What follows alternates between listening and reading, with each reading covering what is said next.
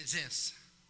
Todos os nossos cânticos falaram da presença de Deus. E é o tema da nossa mensagem de hoje. A presença manifesta de Deus no meio do seu povo. Nos alegramos de estar comemorando os 24 anos e tendo a plena certeza de que Deus tem estado presente e tem manifestado a sua presença entre nós. Porque se não houver a presença de Deus no nosso meio, é apenas um ajuntamento de pessoas. Não é culto. O culto é quando Deus está presente. E eu creio, eu tenho certeza de que Deus está presente aqui conosco nesta manhã. Você crê nisso? Amém? Você sente já essa presença gostosa do Senhor na sua vida? Amém. Eu tenho orado a semana toda, durante o dia e as madrugadas, para que a presença de Deus seja manifesta nesta manhã. Então prepare o seu coração, porque se já está sentindo, vai sentir mais ainda esta gloriosa presença de Jesus. Eu quero ler com os irmãos, 1 Crônicas, pode pular a primeira leitura, por favor, deixa só a segunda. 1 Crônicas, capítulo 13. Tornemos a trazer para nós a arca do nosso Deus. 1 Crônicas, capítulo 13, versículo 3. Tornemos a trazer para nós a arca do nosso Deus. Só essa parte, vamos ler juntos? Tornemos a trazer para nós a arca do nosso Deus.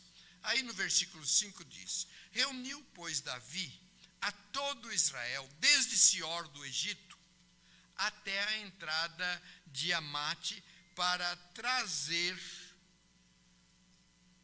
a arca de Deus, de Quiriate Jearim.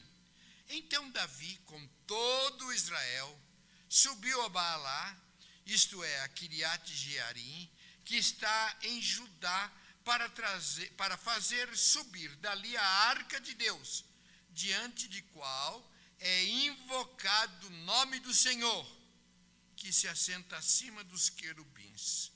Puseram a arca de Deus num carro novo e a levaram da casa de Abinadab, e Uzá e Aiô guiavam o carro. Davi e todo Israel alegravam-se perante Deus, com todo o seu empenho, em cânticos, com harpas, com alaúdes, com tamborins, com símbolos e com trombetas, porque estavam recebendo a arca de Deus. Curve a sua cabeça, feche os seus olhos, coloque a mão no seu coração e ore. Deus, eu quero mesmo sentir a presença de Deus. Espírito Santo de Deus, fale ao meu coração, manifesta-se neste meio. Oh, querido Deus, louvado seja o teu nome. Viemos aqui, sim, para te cultuar, para te exaltar, mas também viemos em busca do alimento, da presença, da manifestação, do agir do Senhor.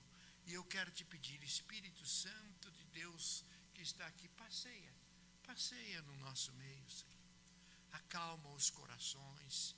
Se alguém estiver com dor, tira a dor, preocupado, tira a preocupação, com sono, tira o sono, o cansaço, e que agora seja um momento leve na presença do Senhor, em nome de Jesus. Amém. Nós poderíamos ler outros textos que falam sobre a alegria que o povo de Israel tinha diante da arca da aliança. Por que esta alegria? Por que esta preocupação? Por que esse cuidado?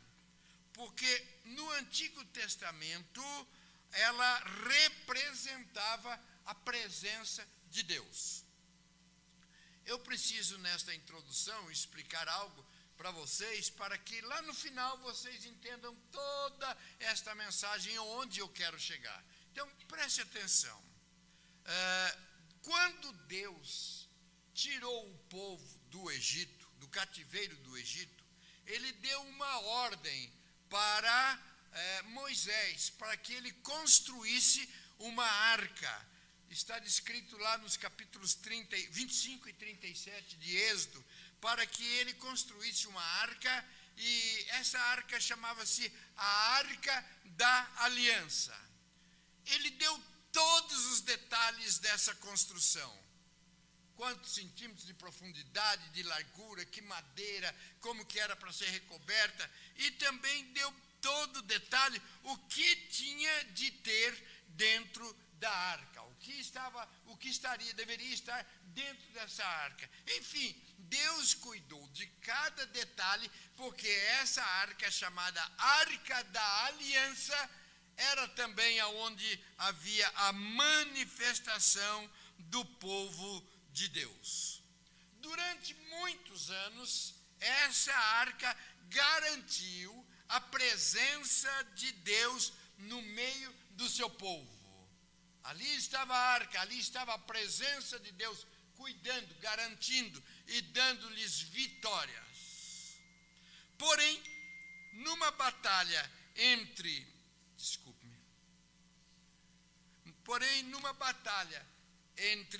o povo de Israel e os filisteus, aquela arca foi capturada e ela foi levada para o templo de Dagom. Dagom era o deus dos filisteus.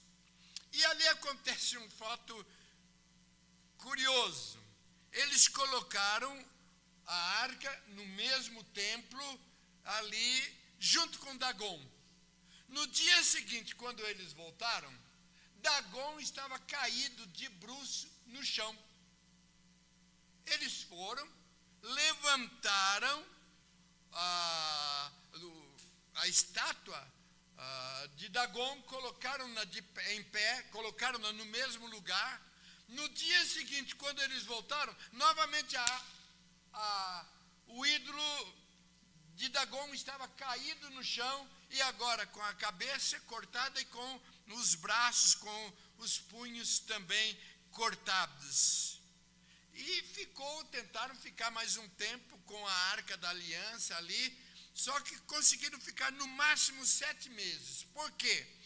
Porque como eles estavam ali colocando a Arca da Aliança, a presença de Deus, num lugar indevido, eles começaram a ficar doentes. Ficaram muito doentes, veio praga de rato, até que no final veio uma praga que eles falaram, agora não dá mais. A Bíblia diz que veio uma praga de hemorroida em todos eles. Alguns até fizeram.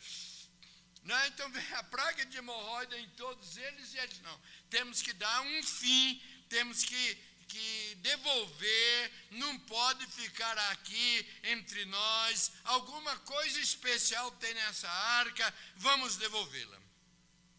E aí eles levaram-na para a casa de um homem chamado Abinadab. Lá permaneceu por 20 anos. Lá não aconteceu nada, nem de bom, nem de ruim. Ficou num canto lá, nada de especial. Ficou por 20 anos. Mas, depois desses 20 anos, Davi resolveu levar a arca para Jerusalém. Um outro fato curioso.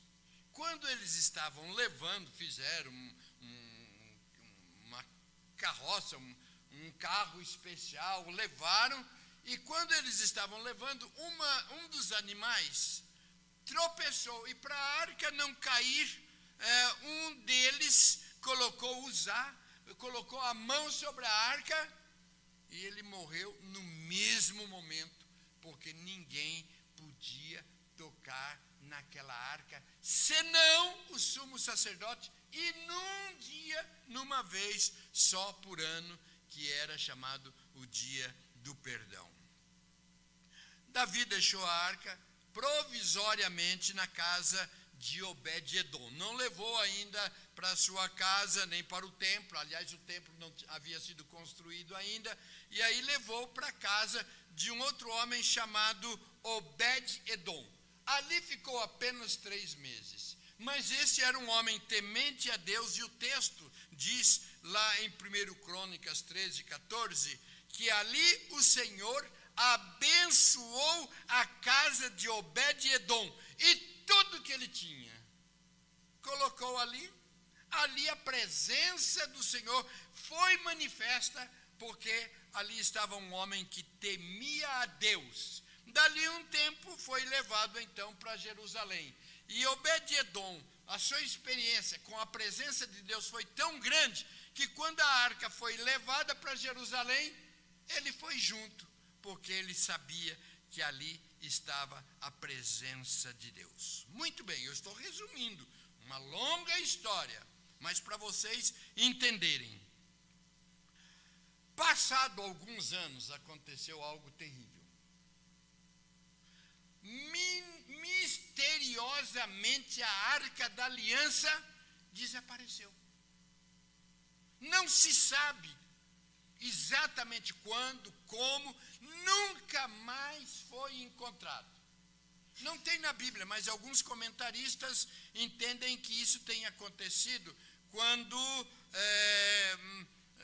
Babilônia invadiu e tomou Jerusalém, e então, naquele momento, a arca desapareceu, isso mais ou menos no ano 587 antes de Cristo. Sumiu a arca, desapareceu. Após esse acontecimento, ali no tempo do profeta Malaquias, que foi o último profeta do Antigo Testamento, depois que a arca desapareceu, houve um período longo, e um período de cerca de 400 anos, chamado de silêncio profético. Nenhum profeta mais apareceu nesse tempo. Aliás, nesse tempo também é conhecido como o período intertestamentário. Complicado. Intertestamentário. Vamos resumir? É o período entre o Velho e o Novo Testamento. Nesse período, não é? Cerca de 400 anos não houve profeta. Passado esses 400, surgiu o maior. Surge então Jesus Cristo. Jesus veio, viveu entre nós, morreu por nós, foi ressuscitado, e em Cristo, tendo o símbolo da aliança no Antigo Testamento e da presença de Deus desaparecido, agora surge a nova aliança. É feita uma nova aliança de Deus com o seu povo. Tanto é que quando nós celebramos a ceia, normalmente nós levantamos o cálice e dizemos: este cálice é a nova aliança no meu sangue, que é derramado por vós.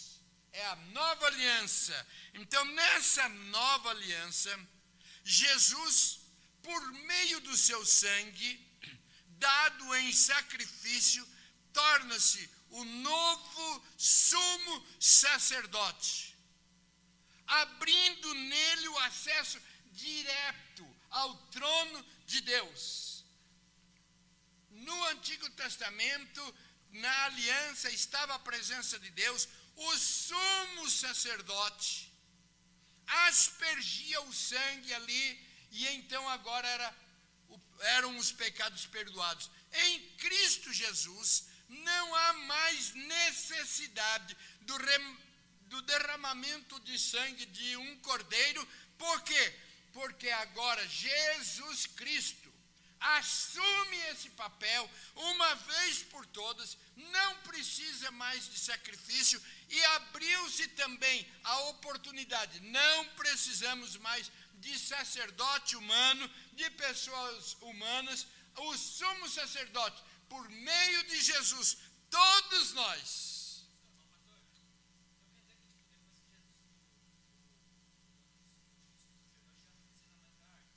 Não precisamos. precisa. Aguenta aí que nós chegamos lá. Nós chegamos já lá. Muito bem, está prestando atenção.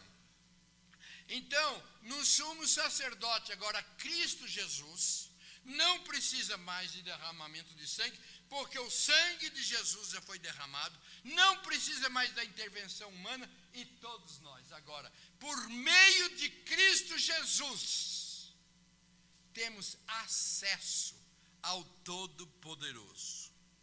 Assim como o sumo sacerdote estava no tabernáculo e oferecia sacrifício em favor dos pecados, Jesus, na sua morte, no seu sangue, como propiciação, como pagamento dos nossos pecados. É por isso que nós lemos lá em 1 João 1,7, o sangue de Jesus, seu Filho, nos purifica de todo pecado. Eu vou dar mais uma oportunidade. O sangue de Jesus nos purifica de todo pecado. Melhorou.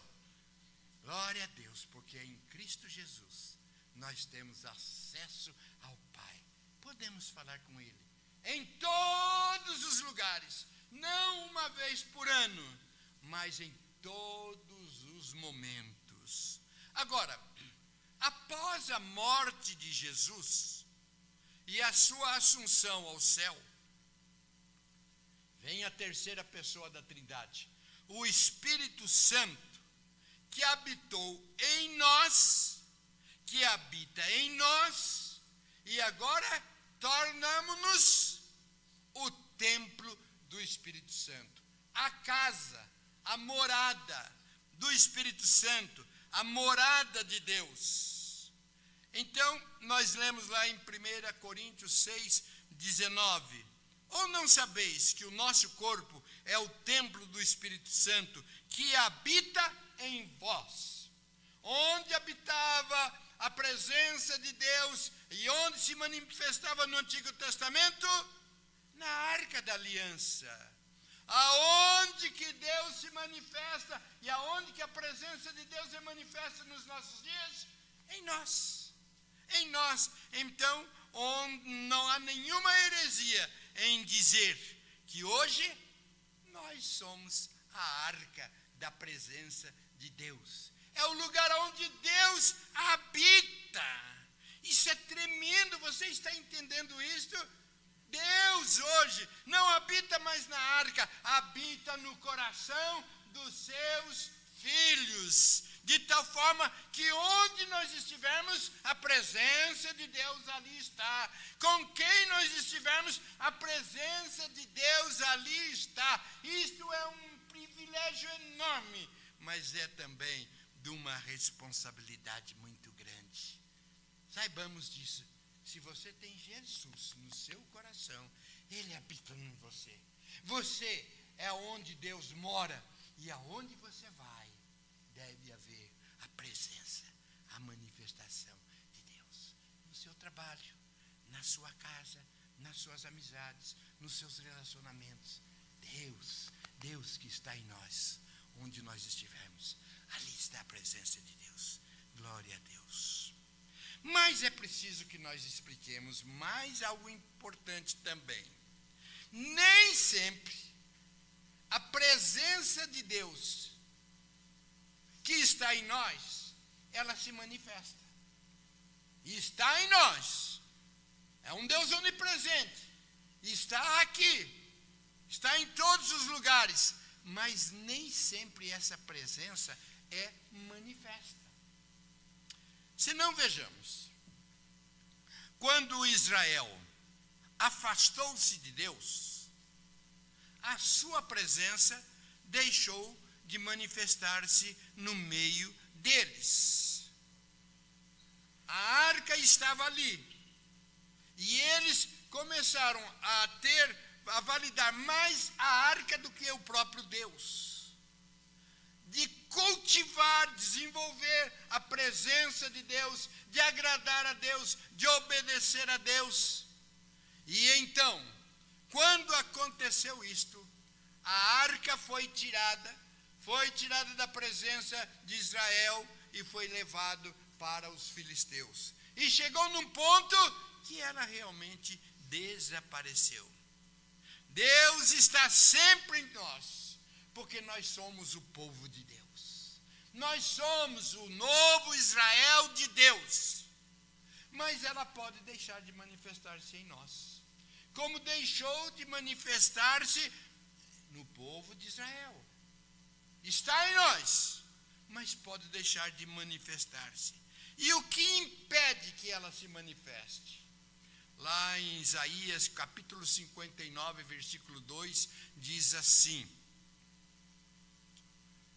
os pecados de vocês separam de Deus. Os pecados de vocês os separam de Deus. As suas maldades fazem com que ele se esconda de vocês e não atenda às suas orações. Vou ler novamente. Os pecados de vocês os separam de Deus. As suas maldades fazem com que ele se esconda de vocês e não atenda às suas orações. O pecado de Israel fez com que a arca da aliança, símbolo da presença de Deus, fosse retirada. Não se manifestava mais Deus no meio daquele povo. Assim também, preste atenção, assim também o nosso pecado faz com que inibamos a manifestação da presença de Deus. Deus em nós, mas por causa do pecado, muitas vezes a manifestação de Deus não acontece, porque o pecado interrompe essa comunhão. Eles pensavam o seguinte: Deus está conosco. Deus está conosco. Deus está com a gente aqui. Não tem mais o que se preocupar, Ele está com a gente. Vamos levar a nossa vida.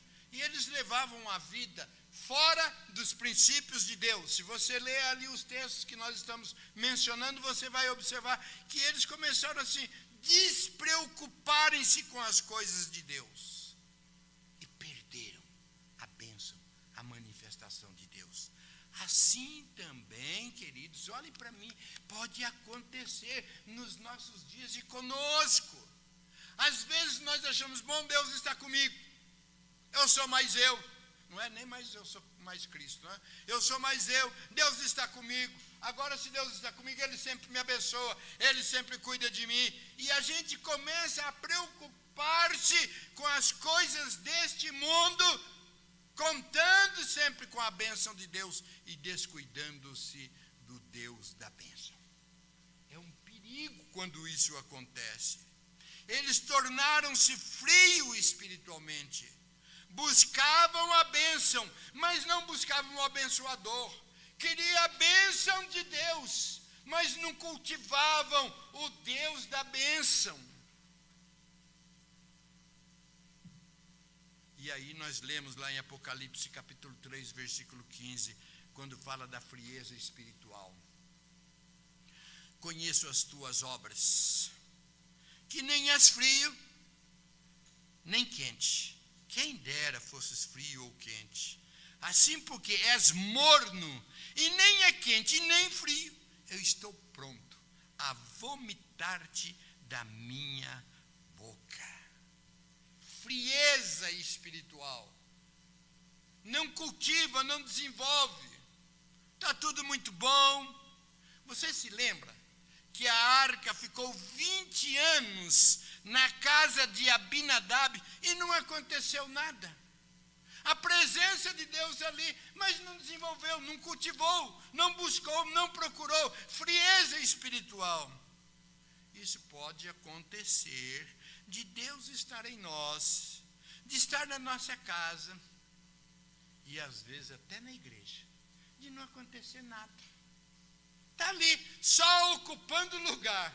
A arca só ocupando lugar. Está ali, a gente até menciona o nome de Deus, menciona o nome de Jesus no nosso dia a dia. De repente faz até uma oraçãozinha corrida. Está ali, está ocupando lugar, mas não está sendo desenvolvida. Há uma frieza espiritual e precisamos tomar cuidado porque senão nós podemos nos esfriarmos espiritualmente. É gente crente, gente que tem Jesus, gente que crê em Deus, mas frio espiritualmente. Já não tem mais prazer na leitura da Bíblia, já não tem mais prazer em oração, já não tem mais prazer em cantar. Vai na igreja quase que por um desencargo de consciência, mas frio espiritualmente. Isto aconteceu com Israel e pode acontecer também nos nossos dias. A arca estava lá, era mais um adorno, um amuleto talvez. É como muitas vezes acontece que a gente deixa a Bíblia aberta lá no escritório ou na sala, no Salmo 91, né, normalmente fica lá, e a Bíblia fica aberta, mas isto não significa necessariamente a manifestação da presença de Deus. Esses dias eu peguei um Uber e tinha uma Bíblia aberta assim. E eu olhei Salmo 91. E aí um motorista lá deu uma fechada e ele já soltou um palavrão daqui. Daqui não, dali. Daqui em nome de Jesus.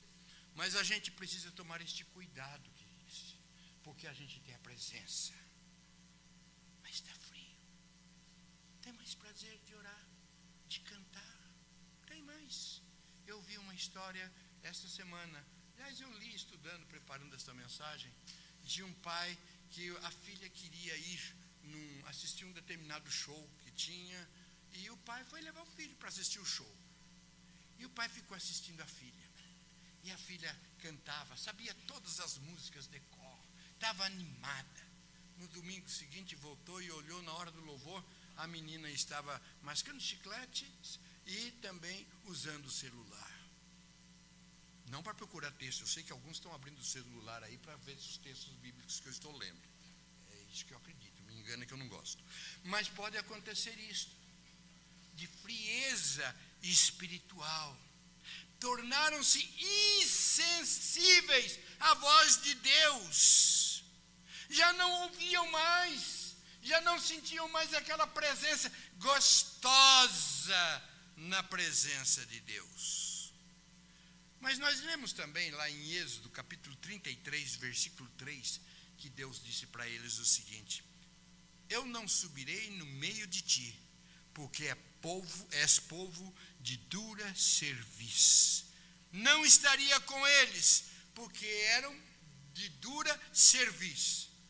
O que é dura cerviz? É uma palavra usada que punha na junta dos bois, para que eles caminhassem juntos e que eles fossem guiados por aquele que estava dirigindo aquela junta de bois.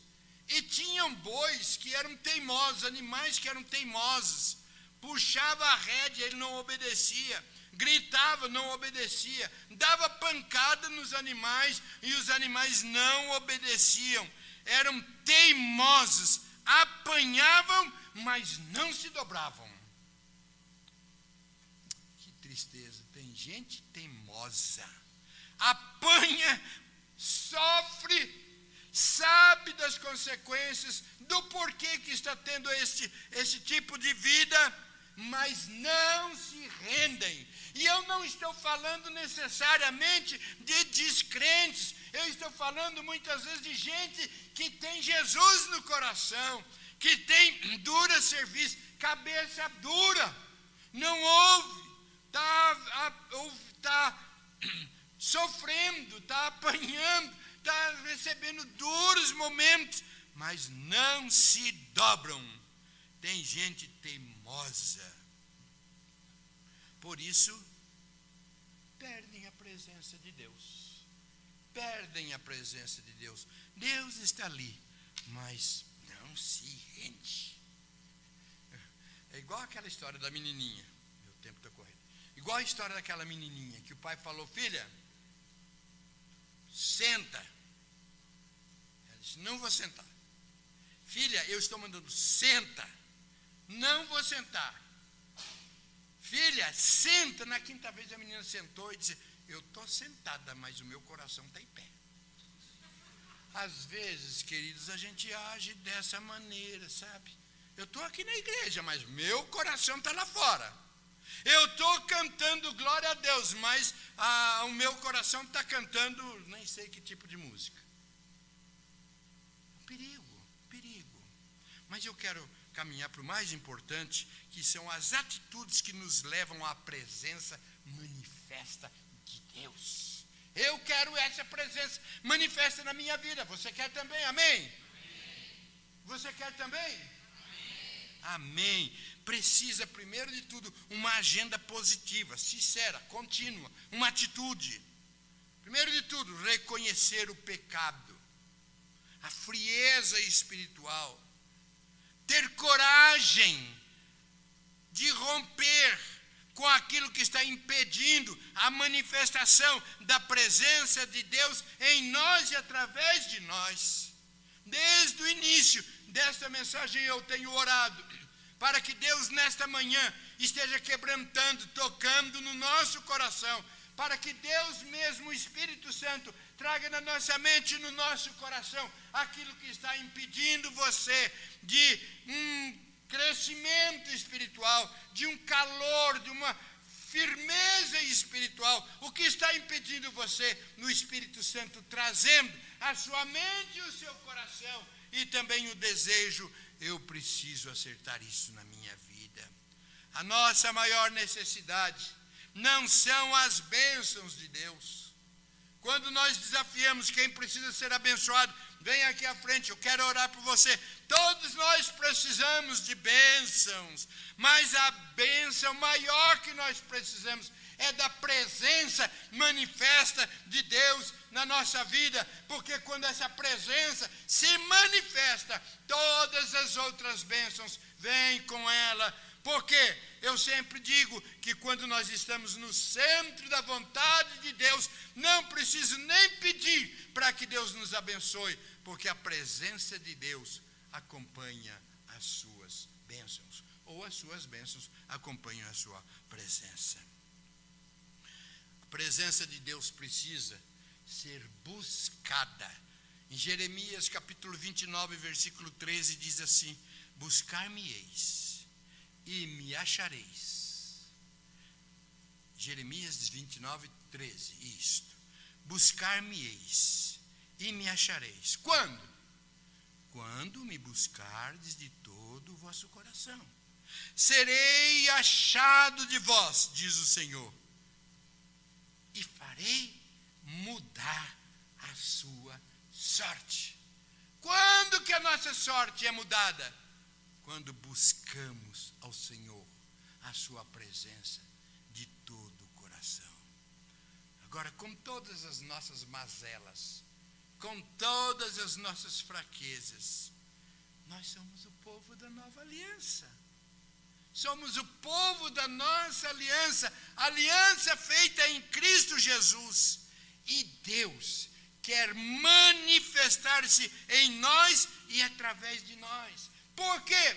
Porque Deus tem mais para mim, mais para você, mais do agir, da manifestação, da bênção, da presença gostosa, alegre na nossa vida. Deus tem mais. Deus tem mais. Deus tem mais para você. Deus tem mais. Olhe um para o outro e diga assim: Deus tem mais para você. Deus tem mais. Deus tem mais. Agora faz o seguinte: aponte para você e diga o seu nome no ID. Deus tem mais da sua presença para você. Deus tem mais para você. Deus tem mais para cada um de nós. Agora é interessante, eu já li o versículo 3, mas quando Deus disse que não subiria no meio deles, porque era povo de dura cerviz, no versículo 4, quando Deus disse aquilo, o que eles fizeram no versículo 4? Ouvindo o povo estas más notícias, pôs-se a prantear. Salmo 51, versículo 17. Um coração quebrantado e contrito, ó Deus, não desprezarás. Na linguagem de hoje diz assim: não rejeitará um coração humilde e arrependido. Segundo Crônicas 16:9. Quanto ao Senhor, seus olhos passam por toda a terra. Está passando por aqui nesta manhã, em nome de Jesus. Passam por toda a terra para mostrar-se forte para com aqueles cujo coração é totalmente dele. Cujo coração é totalmente dele. Ele está passando por aqui. Está passando por aqui para mostrar-se forte, para manifestar-se na nossa vida. Se houver a busca da presença do Senhor, essa presença se manifestará em nome de Jesus. E Deus continua procurando aqueles que estão com o coração entregues. É nesse lugar que Deus se manifesta, que a presença de Deus se manifesta. Num coração puro, arrependido, que quer voltar-se para Deus. E sempre que um grupo da igreja se dispõe a buscar, a orar pela igreja, ocorre o avivamento. E eu oro constantemente por um avivamento na minha vida, por um quebrantamento na minha vida. Eu oro constantemente por um avivamento, por um quebrantamento nesta igreja. Você deseja a manifestação da presença de Deus na sua vida, na vida da sua igreja? Amém. E vocês já imaginaram? A presença de Deus manifesta em nós, manifesta nos nossos cultos. Como que seria a nossa pregação? Hernandes Dias Lopes usa uma expressão que muitas vezes nós temos uma ortodoxia, uma teologia, uma doutrina firme, mas um coração murcho, seco. E eu tenho pedido, Deus, eu não quero ter apenas uma ortodoxia, uma teologia correta, mas eu quero, eu clamo, eu preciso, eu busco pela manifestação. E cada vez que eu venho aqui para pregar, Deus é testemunho do quanto tempo eu estou orando, chorando e buscando a presença de Deus, porque eu quero ser usado por Deus para falar ao seu coração.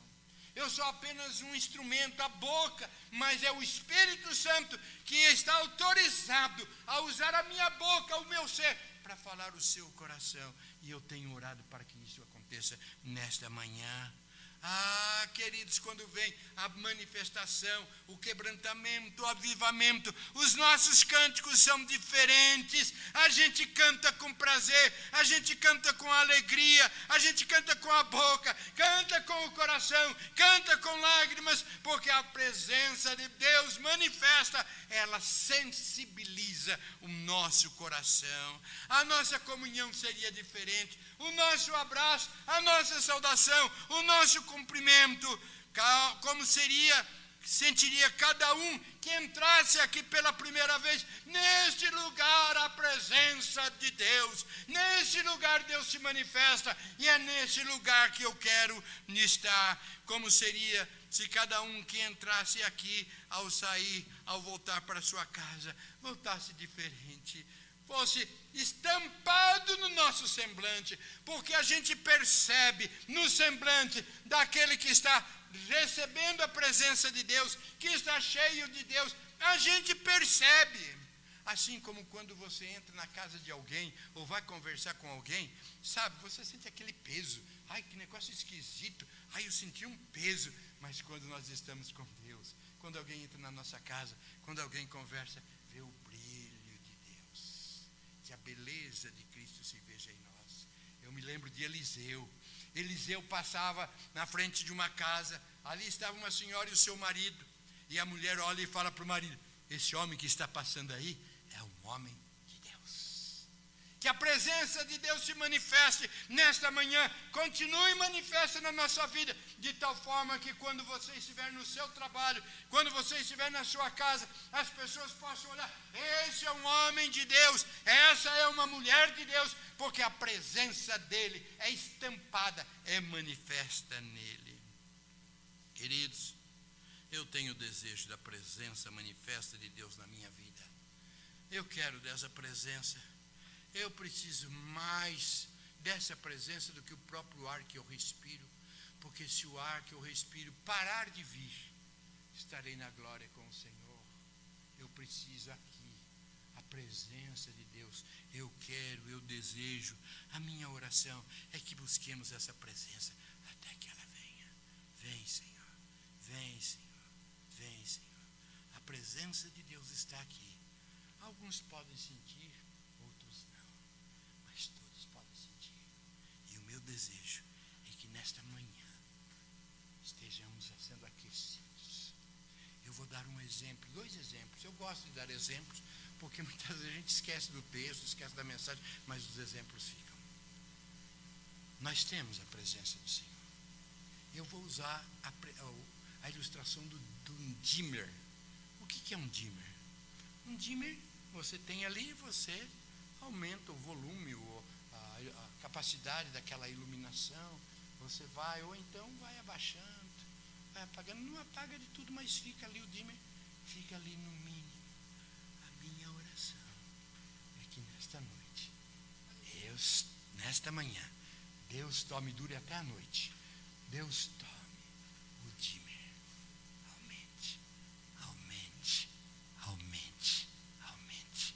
E nós sejamos cheios da presença de Deus. Esta é a minha oração, tomando dimmer nesta manhã e elevando, de tal forma que vai sendo acrescentada a presença de Deus na sua vida. Uma outra ilustração para vocês verem como a gente grava. Esta ilustração eu ouvi quando eu era ainda um adolescente, talvez um pré-adolescente. Um pregador, aliás, uma pregadora, ela estava falando sobre a presença de Deus, da fonte dessa presença. E ela disse que Jesus é a fonte que jorra. E numa fonte, queridos, para a gente pegar a água, você não pode ir com uma canequinha. Você vai estar jorrando lá, né? E aí você vai e bota a canequinha, o que vai acontecer? A água bate e espirra toda. Nós temos de ir com um caldeirão grande, aberto, para receber. Eu gostaria de deixar esta ilustração no seu coração. Não estejamos aqui com uma canequinha pedindo uma esmolinha da bênção de Deus, mas com o coração aberto, pronto para receber o que Deus tem para cada um de nós.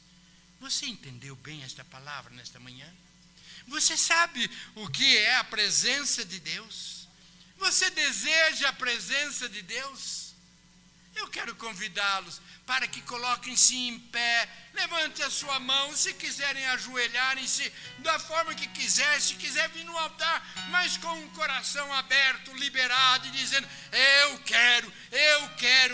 quero mais dessa bênção, eu quero mais dessa presença. Levante a sua mão e comece a clamar: vem Espírito Santo, vem presença de Deus, vem presença de Deus, manifesta-se na minha vida, em nome de Jesus. Ninguém de nós vai sair da mesma forma que entrou, mas todos nós sentindo a presença gostosa do Senhor. Ó Espírito Santo de Deus, ó Espírito Santo de Deus, quebranta, Senhor, quebranta, toca em cada coração, sensibiliza, que nada nos distraia, mas que agora venha e saímos daqui cheios da presença de Deus. Ó Deus, em nome de Jesus, que esta palavra não volte para o Senhor vazia, não volte para o Senhor vazia, mas que ela seja penetrante em cada vida,